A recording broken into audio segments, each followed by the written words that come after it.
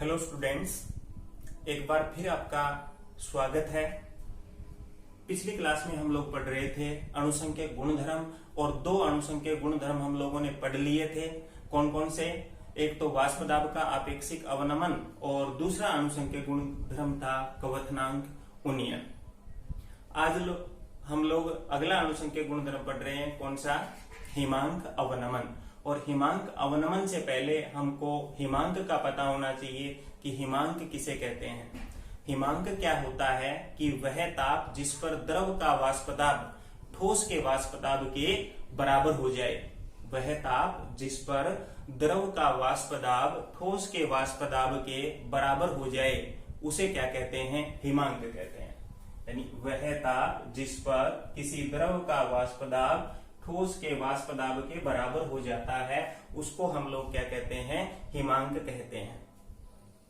और देखो, हम लोग जानते हैं कि किसी शुद्ध वाष्पशील विलायक में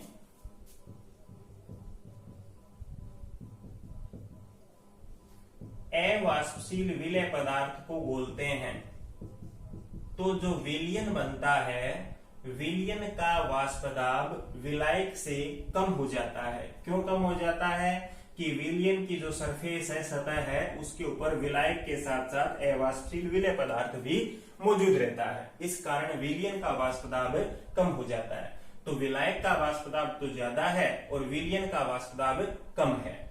इस कारण विलयन का जो हिमांक है वो विलायक की तुलना में क्या हो जाता है? कम हो जाता है। यानी विलायक की तुलना में विलयन कम ताप पर जमेगा। विलयन का हिमांक क्या हो जाएगा? कम हो जाएगा। और शुद्ध विलायक की तुलना में विलयन के हिमांक में ये जो कमी होती है, इस कमी को ही हम लोग क्या कहते हैं? हिमांक अवनमन। इसे समझने के लिए हम लोग क्या करते हैं कि वाष्प दाब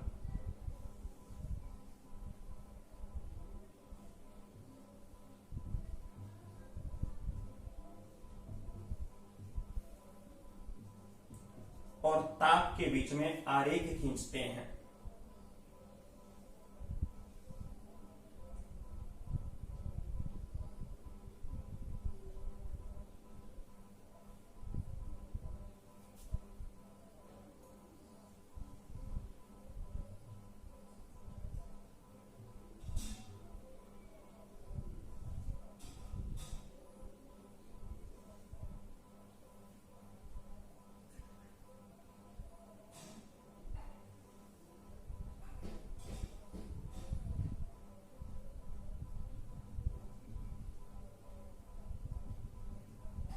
तो हम लोगों को कुछ इस तरह का आरेख प्राप्त होता है।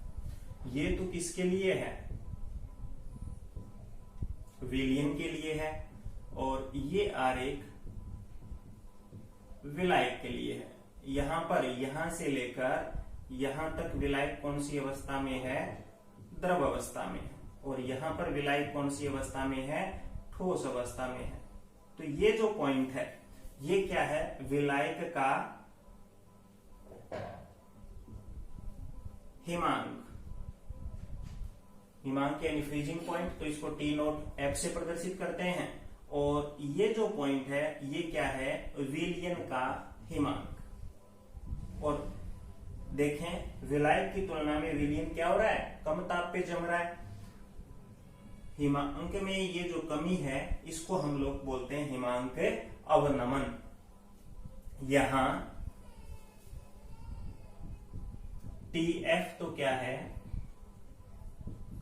विलयन का हिमांक है। टी नोट एफ विलायक का हिमांक है। तो हिमांक अवनमन डेल टीएफ बराबर क्या होगा? T note F minus TF. और हम लोग जानते हैं कि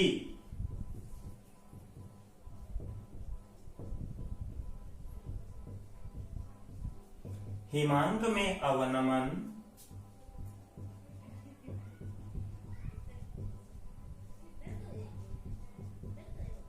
आनुसंख्यक गुणधर्म होता है और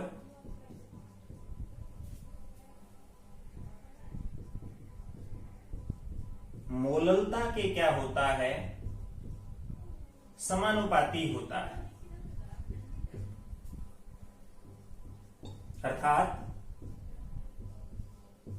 डेल टीएफ समानुपाती क्या हो जाएगा, एम, और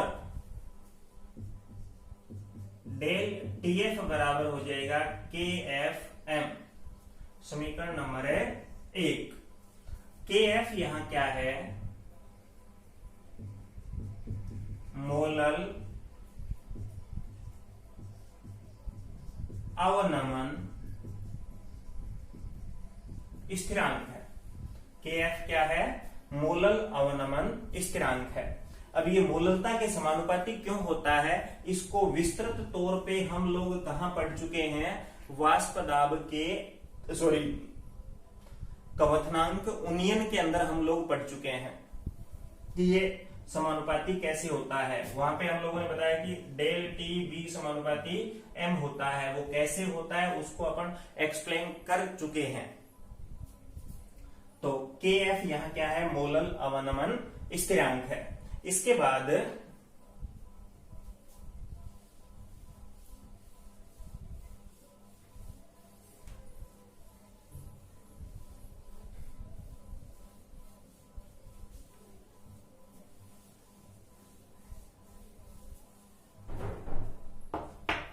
इसी के अंदर एक सब टॉपिक कि अवाष्पशील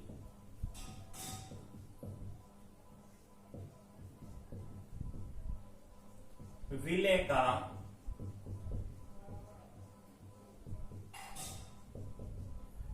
मोलर द्रव्यमान ज्ञात करना।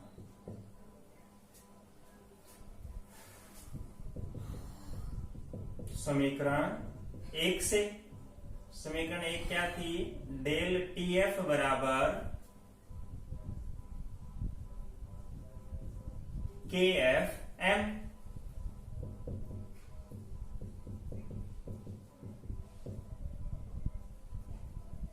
क्योंकि मोललता बराबर क्या होता है, WB into 1000 upon MB into WA। ये मान रख देंगे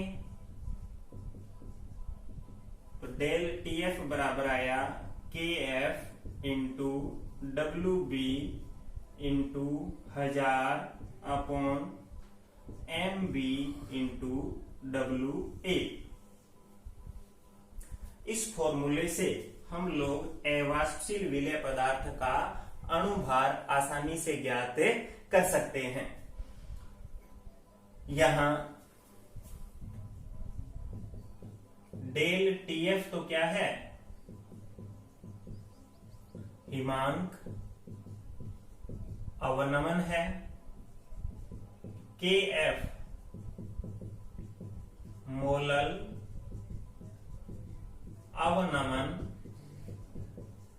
स्थिरांक कहलाता है, WB विलय का द्रव्यमान है, MB विलय का मोलर द्रव्यमान है और WA विलायक का द्रव्यमान है, किसमें, ग्राम में। वही KF का हम लोग मात्रक देखें तो वही जो KB का था वही इसका होना। मोलल अवनमन स्थिरांक का मात्रक देखें तो केल्विन किलोग्राम पर मोल होता है। क्या होगा, केल्विन किलोग्राम पर मोल।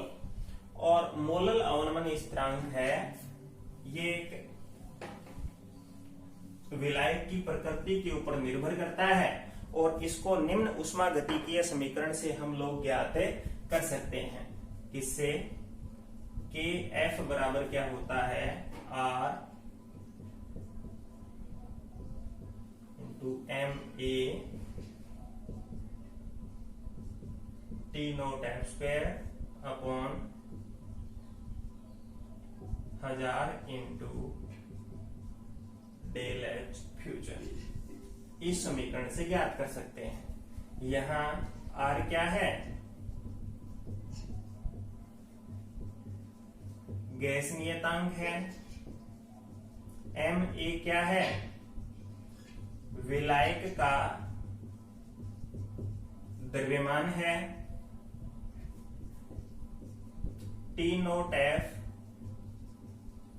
विलायक का हिमांक है और डेल एच फ्यूजन क्या है?